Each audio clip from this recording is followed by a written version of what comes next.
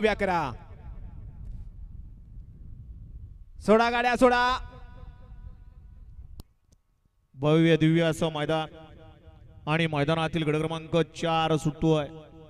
गाड्या सुटल्या 4 सुटला या मैदानातील आणि 4 मध्ये 3 जण आणि तिघांच्यात सुंदर अशी लढत चालू आहे. त्यातले 2 पाठीमागे राहिले आणि आता पड्याला सुंदर अशी गाडी पळतोय. बाबरगोटा कात्रज उतरवलीकरांचा सिंबा पळतोय. सुंदर अशी गाडी हंतोय. अजिंक्य आणि अजिंक्यचं निर्वाद वर्चस्व. अशा क्रमांक निकाली पंच निकाल.